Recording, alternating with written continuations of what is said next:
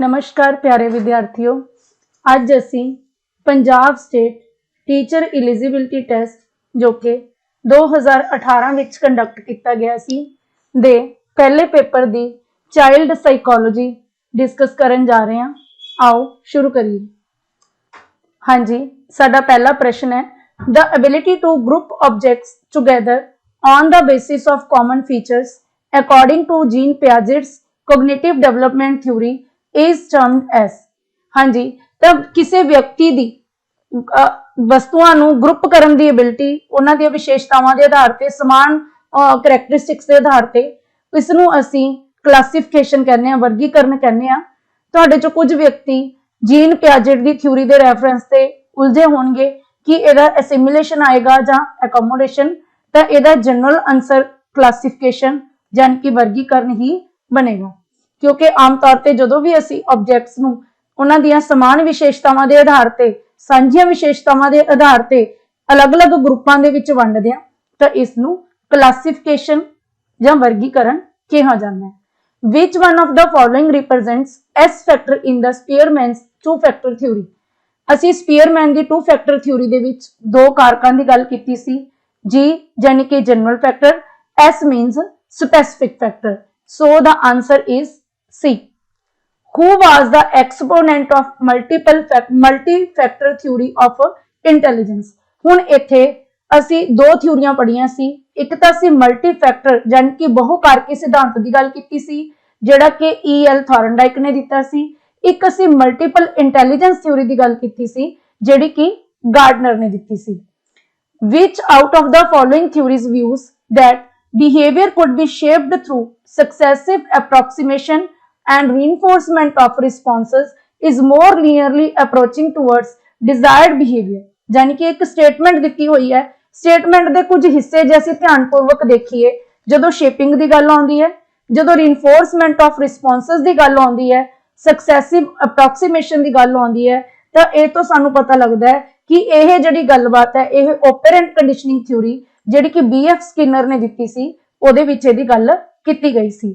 मैं तुहानू शायद थ्योरी दे विच एग्जाम्पल भी दी सी कि सर्कस वाले जदों अपने एनीमल्स नू ट्रेन करते हैं तो ओह उन्हां दे रिस्पॉन्सेस नू रीइनफोर्स करते हैं कंटीन्यूसली, यानी कि शेप करने की कोशिश करते हैं with the help of reinforcement, and this process is based on operant conditioning given by B.F. Skinner. Trait theories are related to which of the following aspects. Personality दे विच असीं गल करदे हुंदे हां कि तीन तरह दी थ्योरीज ने। एक टाइप थ्योरीज होंदी है जिहदे विच परसनैलिटी नूं वर्गीकृत किया जाता है अलग अलग कैटेगरीज दे विच। एक ट्रेट थ्योरीज होंदी है जिहदे विच जिहड़े परसनैलिटी दे बिल्डिंग ब्लॉक्स होंदे ने, खास खास विशेषतावां किसी व्यक्ति दीयां, उहदे बिहेवियर दे गुण जिन्हां नूं कि असीं ट्रेट्स कहने आ, उन्हां दे आधार ते वर्गीकरण किया जाता है ट्रेट्स का। ट्रेट कम टाइप थ्योरी दे विच ट्रेट्स के आधार पर अलग अलग टाइप्स दे विच वर्गीकृत किया जाता है। तो यह टाइप आ जाए, ट्रेट आ जाए, ये जिहड़ा कॉन्सैप्ट है परसनैलिटी नाल रिलेटेड है। किंडरगार्टन यानी कि केजी, जिवें कि असीं आम स्कूलों च देखते हैं, LKG लोअर किंडरगार्टन, UKG अपर किंडरगार्टन। ये जिहड़ा एजुकेशन का सिस्टम सी जिहदे विच गार्टन का मतलब की हुंदा है, किंडरगार्टन का की मतलब हुंदा है garden of the small kids, छोटे बच्चों का गार्डन। ये कॉन्सैप्ट किसने दिता सी? Who gave the concept? ये दिता गया सी फ्रेडरिच फ्रॉइबल द्वारा। नेक्स्ट क्वेश्चन है जी, the stage pre operational in Piaget theory is called pre operational because. इस स्टेज का नाम पियाजेट की थ्योरी दे विच ये दूसरी स्टेज है प्री ऑपरेशनल। किने किस गल ते आधारित है, क्यों कहा जाता है इहनूं प्री ऑपरेशनल? प्री का मतलब हुंदा पहला, ऑपरेशनल का मतलब हुंदा फंक्शनल लैवल तो पहला।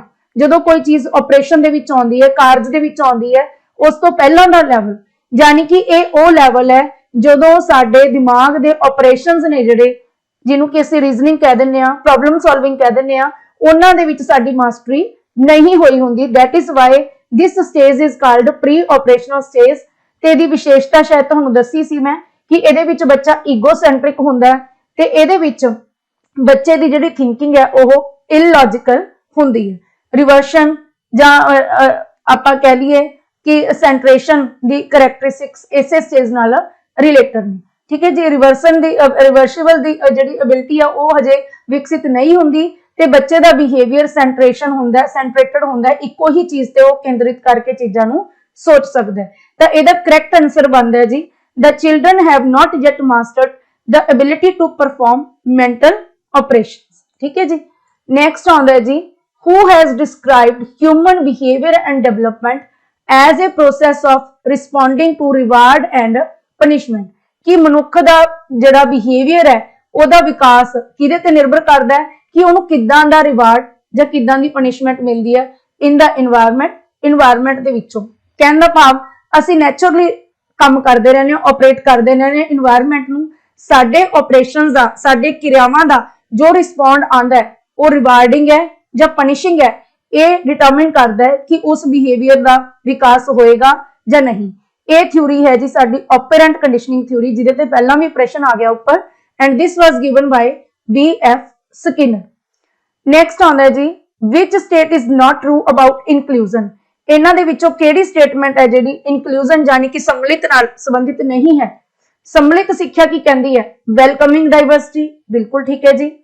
Children in school who may feel excluded, वो बच्चों नूं स्कूल दे विच लैके आओ जिहड़े कि अपने आप नूं वांझा महसूस करते हैं, बाहर महसूस करते हैं, टुटिया होया महसूस करते हैं। Benefiting all learners not only targeting the excluded, सारे विद्यार्थियों नूं इहदा लाभ पहुंचाना ना कि सिर्फ एक्सक्लूडेड बच्चों नूं, ये भी बिल्कुल ठीक है जी।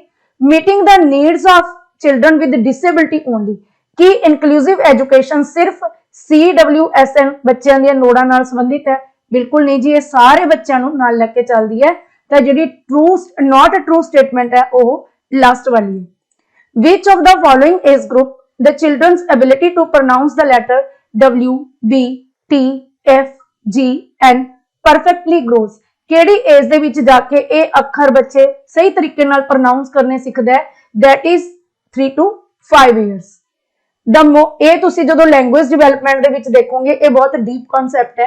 ਜ਼ਰੂਰੀ ਨਹੀਂ ਕਿ ਇਹ ਸਾਨੂੰ ਸਾਰਿਆਂ ਨੂੰ ਪਤਾ ਹੋਵੇ, ਬਸ ਇਹਨੂੰ ਮੈਂ ਵੀ ਨੈਟ ਤੋਂ ਹੀ ਚੈੱਕ ਕਰਿਆ ਕਿ ਇਹ ਜਿਹੜੇ ਲੈਟਰਸ ਨੇ ਇਹਨਾਂ ਨੂੰ ਪ੍ਰੋਨਾਂਸ ਕਰਨ ਦੀ ਜਿਹੜੀ ਐਬਿਲਿਟੀ ਆ ਉਹ 3 ਤੋਂ 5 ਸਾਲ ਦੀ ਉਮਰ 'ਚ ਜਾ ਕੇ ਵਿਕਸਿਤ ਹੁੰਦੀ ਹੈ। The most appropriate meaning of learning according to Gates is, ਤਾਂ ਇਹ ਵੀ ਗੇਟਸ ਦੀ ਹੀ ਡੈਫੀਨੇਸ਼ਨ ਹੈ ਲਰਨਿੰਗ ਦੀ। This is B, modification of behaviour by experience and training. The education that child receives in family is, ਜਿਹੜੀ ਸਿੱਖਿਆ ਬੱਚਾ ਪਰਿਵਾਰ ਚੋਂ ਪ੍ਰਾਪਤ ਕਰਦਾ ਹੈ that is called informal education, ਗੈਰ ਰਸਮੀ ਹੁੰਦੀ ਹੈ। What will be the IQ of a 20-year-old boy, यानी कि बच्चे दी chronological age की है 20 साल, whose mental age is 15 years। तो ਇਹਦਾ फार्मूला लगा लो, IQ किमें कढांगे MA/CA गुना 100, यानी कि 15/20 गुना 100 ਤਾਂ ਕੱਟ ਕੇ ਆਨਸਰ 75 ਆਏਗਾ। ਨੈਕਸਟ ਕੁਐਸਚਨ ਹੈ ਜੀ scaffolding according to social constructivist theory. ਤੇ ਇਹ ਥਿਊਰੀ ਕਿਹਨੇ ਦਿੱਤੀ ਹੈ ਜੀ ਵਾਈਗੋਟਸਕੀ ਨੇ। ਸਕੈਫੋਲਡਿੰਗ ਨੂੰ ਉਹਨੇ ਕੀ ਕਿਹਾ simulation teaching, no. Recapitulation of previous learning, no. Giving support in learning by adults, बिल्कुल ठीक है जी कि छोटे बच्चों की स्टूडेंट्स ਨੂੰ ਹੈਲਪ ਜਿਹੜੀ ਦਿੱਤੀ ਜਾਂਦੀ ਹੈ ਟੈਂਪਰੇਰੀ ਸਪੋਰਟ ਦਿੱਤੀ ਜਾਂਦੀ ਹੈ ਬਾय द टीचर्स ਜਾਂ by the adults, that is called scaffolding. ਤੇ ਇਹ ਬੱਚਿਆਂ ਨੂੰ ਉਹਨਾਂ ਦੀ ਯੋਗਤਾ ਤੋਂ ਬਾਹਰ ਸਿੱਖਣ ਦੇ ਕਾਬਿਲ ਬਣਾਉਂਦੀ ਹੈ। The period of sensorimotor adaptation according to Piaget, बिल्कुल सीधा सीधा सवाल है जी। पियाजेट ਦੀਆਂ 4 स्टेजेस ने, सब तो पहली स्टेज है सेंसियोमोटर ਤੇ ਇਹਦਾ ਸਮਾਂ ਕਾਲ ਹੈ ਜੀ 0 to 2 years। The rules for effective teaching made from experiences of teachers and thinkers are called, ਬੱਚਿਆਂ ਨੂੰ ਪ੍ਰਭਾਵਸ਼ਾਲੀ ਨਾਲ ਢੰਗ ਨਾਲ ਪੜਾਉਣ ਦੇ ਕੁਝ ਨਿਯਮ ਸਥਾਪਿਤ ਕੀਤੇ ਜਾਂਦੇ ਨੇ ਅਧਿਆਪਕਾਂ ਤੇ ਜਿਹੜੇ ਚਿੰਤਕ ਹੈ ਉਹਨਾਂ ਦੇ ਤਜਰਬਿਆਂ ਤੋਂ। ਇਹਨਾਂ ਨੂੰ ਅਸੀਂ ਕੀ ਕਹਿ ਦਿੰਦੇ ਆ these are known as maxims of teaching। ਤੁਸੀਂ ਦੇਖਿਆ ਹੋਊਗਾ ਅਸੀਂ maxims of teaching ਪੜ੍ਹਦੇ ਹੁੰਦੇ ਆ, simple to complex, easy to difficult, known to unknown, general to specific। ਇਹ ਸਾਰੇ ਜਿਹੜੇ ਤਜਰਬਿਆਂ ਦੇ ਆਧਾਰ ਤੇ ਤੱਤ ਕੱਢੇ ਹੋਏ ਨੇ ਇਹਨਾਂ ਨੂੰ maxims ਕਿਹਾ ਜਾਂਦਾ ਹੈ। ਨੈਕਸਟ ਹੈ ਜੀ primary school children will learn more effectively in N atmosphere. Primary ਪੱਧਰ ਦੇ ਬੱਚੇ, ਹੁਣ ਪ੍ਰਾਇਮਰੀ ਬੱਚਿਆਂ ਦੀ ਗੱਲ ਤਾਂ ਕੀਤੀ ਗਈ ਹੈ ਕਿਉਂਕਿ ਤੁਸੀਂ ਪਹਿਲੇ ਪੇਪਰ ਨਾਲ ਸੰਬੰਧਿਤ ਪ੍ਰਸ਼ਨਾਂ ਦੇ ਉੱਤਰ ਦੇ ਰਹੇ ਹੋ, ਤਾਂ ਪ੍ਰਾਇਮਰੀ ਬੱਚੇ ਜ਼ਿਆਦਾ ਪ੍ਰਭਾਵਸ਼ਾਲੀ ਢੰਗ ਨਾਲ ਸਿੱਖਦੇ ਨੇ ਅਜਿਹੇ ਵਾਤਾਵਰਣ ਦੇ ਵਿੱਚ ਜਿੱਥੇ where their emotional needs are met and they feel that they are valued, जिथे उन्हां दी भावनात्मक लोड़ां पूरीआं हुंदियां ने ते ओह अपने आप नूं वैल्यूड महसूस करदे ने। Where the teacher is authoritative, no. Where the focus and stress are only on mastering primarily cognitive skills of reading, जिथे सिर्फ लिखण पढ़न की कला ते मैथेमैटिक्स की कला सिखाई जाती है, बिल्कुल नहीं, क्योंकि सारे तरह दी स्किल्स सिखाई जांदियां ने। Where the teacher leads all the learning and expects students to play a passive role, जिथे पैसिव रोल आ गया वो आंसर नहीं आना, क्योंकि असी बच्चों के एक्टिव रोल नूं ही एनकरेज करना है। So the answer is first. Next आउंदा जी, an 8-year-old girl shows exceptional sporting ability, खेडन दी विलक्षण कला है 8 साल दे बच्चे दे विच। both of her parents are sport person, दोने ही ओदे मापे खिडारी ने। and send her for coaching every day, हर रोज ओनू सिखलाई लई भेजदे ने। and train her on the weekends, ते हफ्ते दे अखीर ते ओनू खुद भी सिखलाई दिंदे ने। her capabilities are most likely to be the result of, ਤਾਂ ਉਹਦੀਆਂ ਜਿਹੜੀਆਂ ਸਮਰੱਥਾਵਾਂ ਨੇ ਇਹ ਕਾਹਦਾ ਸਿੱਟਾ ਨੇ, ਕਿਹਦੇ ਵਿੱਚ ਇੰਟਰੈਕਸ਼ਨ ਹੋ ਰਹੀ ਹੈ। this is interaction between heredity and environment, ਕਿਉਂਕਿ ਉਹਨੂੰ ਜੱਦਤਾ ਦੇ ਵਿੱਚ ਅਨੁਵੰਸ਼ਿਕਤਾ ਦੇ ਵਿੱਚ ਵੀ ਮਾਪਿਆਂ ਤੋਂ ਖੇਡਾਂ ਵਾਲੇ ਗੁਣ ਮਿਲੇ ਨੇ ਤੇ ਉਹਨੂੰ ਵਾਤਾਵਰਣ ਵੀ ਸਪੋਰਟਿਵ ਮਿਲ ਰਿਹਾ, ਇਸ ਲਈ ਇਹਨੂੰ ਅਸੀਂ interaction between heredity and environment ਕਹਾਂਗੇ। ਨੈਕਸਟ ਹੈ ਜੀ, which of the following are secondary agents of socialisation. ਹੁਣ ਇਹ ਚੀਜ਼ ਨੂੰ ਭੁੱਲਣਾ ਨਹੀਂ ਕਿ ਪ੍ਰਾਇਮਰੀ ਏਜੰਟ ਫੈਮਿਲੀ ਹੈ, ਤਾਂ ਜਿੱਥੇ ਫੈਮਿਲੀ ਆ ਗਿਆ ਉਹਨੂੰ ਕ੍ਰਾਸ ਕਰੀ ਚੱਲੋ। ਦੇਖੋ ਇਹਦੇ ਚ ਵੀ ਫੈਮਿਲੀ ਆ ਗਿਆ, ਇਹਦੇ ਚ ਵੀ ਫੈਮਿਲੀ ਆ ਗਿਆ, ਤਾਂ ਆਨਸਰ ਸਾਡਾ ਬਣੂਗਾ ਸਕੂਲ ਐਂਡ ਨੇਬਰਹੁੱਡ। ਸਾਡਾ ਪਰਿਵਾਰ ਦੇ ਮੈਂਬਰ ਇਹ ਸਾਰੇ ਪ੍ਰਾਇਮਰੀ ਏਜੰਟਸ ਨੇ। According to Lev Vygotsky, the primary cause of cognitive development is, Vygotsky ਦੇ ਅਕੋਰਡਿੰਗ ਮੁੱਢਲਾ ਕਾਰਨ ਸਾਡੇ ਬੌਧਿਕ ਵਿਕਾਸ ਦਾ ਕੀ ਹੈ, ਤਾਂ Vygotsky ਦੀ ਜਿਹੜੀ ਥਿਊਰੀ ਹੈ ਇਹ ਸੋਸ਼ਲ ਕੰਸਟਰਕਟਿਵਿਜ਼ਮ ਦੇ ਉੱਪਰ ਆਧਾਰਿਤ ਹੈ। ਤਾਂ ਇਹਨੇ ਵਾਰ-ਵਾਰ ਗੱਲ ਕੀਤੀ ਹੈ ਕਿ ਸਾਡਾ ਕਲਚਰ, ਸਾਡੀ ਲੈਂਗੁਏਜ ਤੇ ਸਾਡੀ ਸੋਸ਼ਲ ਇੰਟਰੈਕਸ਼ਨ ਹੈ ਜਿਹੜੀ ਸਾਡੇ ਬੌਧਿਕ ਵਿਕਾਸ ਦੇ ਵਿੱਚ ਮਹੱਤਵਪੂਰਨ ਰੋਲ ਅਦਾ ਕਰਦੀ ਹੈ। So the answer is social interaction. Next question is, in a progressive classroom setup, the teacher facilitates learning by providing an environment that, ਇੱਕ ਅਗਾਂਹਵਧੂ ਕਾਰਜਸ਼ੀਲ ਵਿਕਾਸਸ਼ੀਲ ਕਲਾਸਰੂਮ ਦੇ ਵਿੱਚ ਸੈਟਅਪ ਦੇ ਵਿੱਚ ਟੀਚਰ ਹੈ ਜਿਹੜਾ ਬੱਚਿਆਂ ਦੀ ਲਰਨਿੰਗ ਨੂੰ ਫੈਸਿਲਿਟੇਟ ਕਰਦਾ ਹੈ, ਵਧਾਉਂਦਾ ਹੈ। ਕਿਦਾਂ ਦਾ এনवायरमेंट ਪ੍ਰੋਵਾਈਡ ਕਰਕੇ? ਪ੍ਰਮੋਟਸ Discovery, restrictive no, discouraging inclusion no, encourages repetition no, ਬਾਰ-ਬਾਰ ਕਿਸੇ ਚੀਜ਼ ਨੂੰ ਰਿਪੀਟ ਨਹੀਂ ਕਰਨਾ, ਇਹਦੇ ਵਿੱਚ ਵਿਲੱਖਣਤਾ ਲੈ ਕੇ ਆਉਣੀ ਹੈ, ਡਿਸਕਵਰੀ ਨੂੰ ਪ੍ਰਮੋਟ ਕਰਨਾ ਹੈ, ਬੱਚੇ ਦੇ ਵਿੱਚ ਕਿਉਰਿਓਸਿਟੀ ਡਿਵੈਲਪ ਕਰਨੀ ਹੈ। ਨੈਕਸਟ ਹੈ ਜੀ, a 5-year-old boy talks to himself while trying to fold a t-shirt, ਇੱਕ 5 ਸਾਲ ਦਾ ਬੱਚਾ ਆਪਣੀ ਟੀ-ਸ਼ਰਟ ਦੀ ਤਹਿ ਕਰਦੇ ਹੋਏ ਆਪਣੇ ਆਪ ਨਾਲ ਗੱਲਾਂ ਕਰਨ ਦੀ ਕੋਸ਼ਿਸ਼ ਕਰਦਾ ਹੈ। which of the following statement is correct in the context of behavior displayed by the boy, ਬੱਚੇ ਦੁਆਰਾ ਪ੍ਰਦਰਸ਼ਿਤ ਕੀਤਾ ਗਿਆ ਇਹ ਵਿਵਹਾਰ ਕਿਹੜੀ ਸਟੇਟਮੈਂਟ ਨੂੰ ਸਹੀ ਦਰਸਾਉਂਦਾ ਹੈ? Jean Piaget and Lev Vygotsky would explain this as egocentric nature of child and thoughts. No, this is not egocentrism, क्योंकि egocentric ਕੀ ਹੁੰਦਾ ਜਦੋਂ ਬੱਚਾ ਆਪਣੇ ਆਪ ਨੂੰ ਸੈਂਟਰ 'ਚ ਰੱਖ ਕੇ ਸੋਚਦਾ ਹੈ, ਦੂਜਿਆਂ ਦੇ ਵਿਊ ਪੁਆਇੰਟ ਨੂੰ ਨਹੀਂ ਸਮਝ ਪਾਉਂਦਾ। Jean Piaget would explain this as egocentric speech, while Lev Vygotsky would explain this as attempt to regulate his actions through private speech. ਬਿਲਕੁਲ ਠੀਕ ਹੈ ਜੀ। ਜੀਨ ਪਿਆਜੇਟ ਦੇ ਅਕੋਰਡਿੰਗ ਉਹਦੀ ਜਿਹੜੀ ਸਪੀਚ ਹੈ ਈਗੋਸੈਂਟ੍ਰਿਕ ਹੈ, ਆਪਣੇ ਆਪ ਨਾਲ ਹੀ ਗੱਲਾਂ ਮਾਰ ਰਿਹਾ ਹੈ, ਤੇ ਲਿਵ ਵਾਈਗੋਟਸਕੀ ਨੇ ਇਹਨੂੰ ਪ੍ਰਾਈਵੇਟ ਸਪੀਚ ਦਾ ਨਾਮ ਦਿੱਤਾ ਹੈ। ਯਾਨੀ ਕਿ ਦੋਨਾਂ ਦਾ ਈਗੋਸੈਂਟ੍ਰਿਕ ਨੇਚਰ ਨਹੀਂ ਹੈ। This is egocentric speech by Jean Piaget and private speech by Lev Vygotsky. ਠੀਕ ਹੈ ਜੀ, ਤਾਂ ਇਹ ਇਹਦਾ ਕਰੈਕਟ ਆਨਸਰ ਆਏਗਾ। ਨੈਕਸਟ ਆਉਂਦਾ ਜੀ, at lower classes Playway method of teaching is based on, ਛੋਟੀਆਂ ਕਲਾਸਾਂ ਦੇ ਵਿੱਚ ਜਿਹੜਾ ਖੇਡ ਦਾ ਢੰਗ ਅਪਣਾਇਆ ਜਾਂਦਾ ਪੜਾਉਣ ਦੇ ਲਈ ਉਹ ਕਾਹਦੇ ਤੇ ਆਧਾਰਿਤ ਹੈ? Theory of physical education? No. Principles of methods of teaching? No. Psychological principles of growth and development? ਜਦੋਂ ਅਸੀਂ ਵਾਧੇ ਤੇ ਵਿਕਾਸ ਦੇ ਸਿਧਾਂਤ ਪੜ੍ਹੇ ਸੀ ਤਾਂ ਉਹਦੇ ਵਿੱਚ ਅਸੀਂ ਗੱਲ ਕੀਤੀ ਸੀ ਕਿ ਸਾਈਕੋਲੋਜੀ ਕੀ ਕਹਿੰਦੀ ਹੈ ਕਿ ਬੱਚੇ ਖੇਡ ਵਿਧੀ ਨਾਲ ਵਧੀਆ ਸਿੱਖਦੇ ਨੇ, ਤਾਂ ਪ੍ਰਾਇਮਰੀ ਪੱਧਰ ਤੇ ਖੇਡ ਵਿਧੀ ਦਾ ਇਸਤੇਮਾਲ ਹੈ ਜਿਹੜਾ ਕੀਤਾ ਜਾਣਾ ਚਾਹੀਦਾ ਹੈ। ਸੋਸ਼ੀਓਲੋਜੀਕਲ ਪ੍ਰਿੰਸੀਪਲ ਇਹਦੇ ਵਿੱਚ ਸਮਾਜਿਕ ਵਰਤਾਰੇ ਦੀ ਗੱਲ ਨਹੀਂ ਆਉਂਦੀ। A boy of 4th grade with visual deficiency should be, ਚੌਥੀ ਕਲਾਸ ਦਾ ਬੱਚਾ ਜਿਹਨੂੰ ਕਿ ਦੇਖਣ ਦੇ ਵਿੱਚ ਦ੍ਰਿਸ਼ਟੀ ਦੀ ਘਾਟ ਹੈ, ਯਾਨੀ ਕਿ ਦੇਖਣ 'ਚ ਪ੍ਰੋਬਲਮ ਹੈ, ਉਹਨੂੰ ਕੀ ਕਰਨਾ ਚਾਹੀਦਾ ਹੈ? Excluded to a lower level of work? No. Helped with routine work by parents and friends? Treated normally in the classroom and provides support through audio CDs. हाँ जी, कहते इनू आम बच्चों नाल ही ट्रीट करना है, क्लासरूम दे विच पढ़ाउणा है ते उहनूं एक्स्ट्रा जिहड़े साधन है वो प्रदान करने ने, ये बिल्कुल ठीक है। हैल्प करन दे असी no doubt we should help such kind of students, but असी उन्हां नूं इन्नी हैल्प नहीं करनी रूटीन वर्क दे विच कि वो साडे दे उपर निर्भर हो जाण। असी उन्हां नूं सैल्फ डिपेंडेंट ही बनाउणा है, पर उन्हां नूं वखरे वखरे तरीकिਆਂ दे नाल अपने आप जोगे बनाउणा है।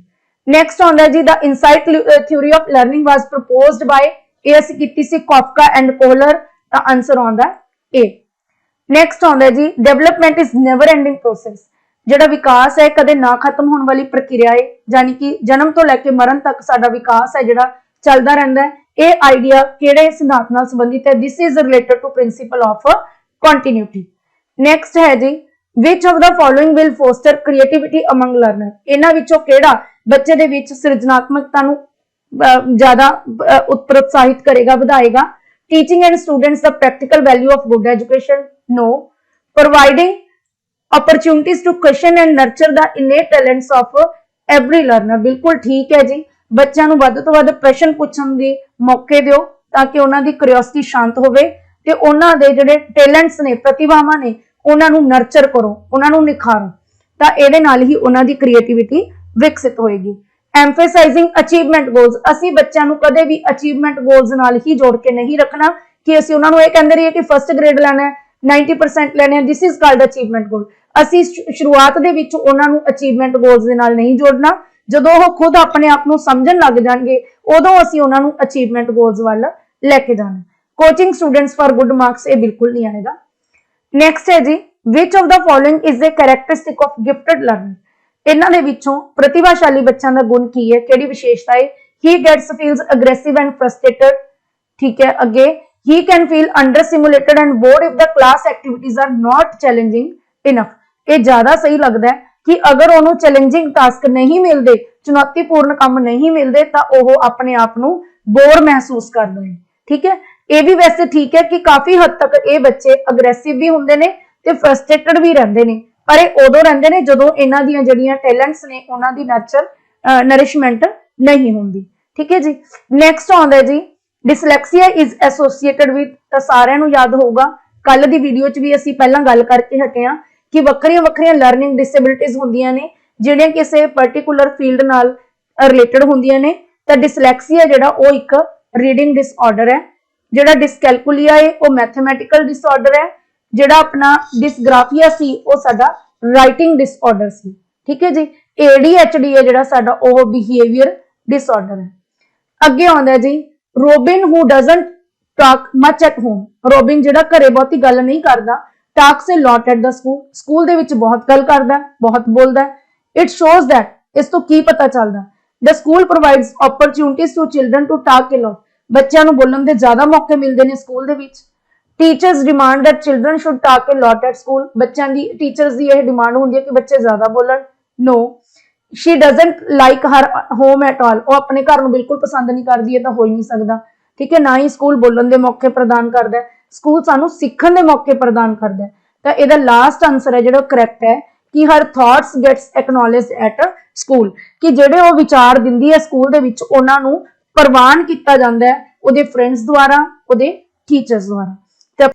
हाँ जी प्यारे विद्यार्थियों, अगर अज की वीडियो तुहानू लाहेवंद लगी तो साडे चैनल नू वध तो वध लाइक करो, शेयर करो ते चैनल नू वध तो वध सबसक्राइब करो, बैल आइकन नू प्रेस कर लो ताकि आउण वालियां वीडियोज़ दे नोटिफिकेशन तुहानू मिलते रहन।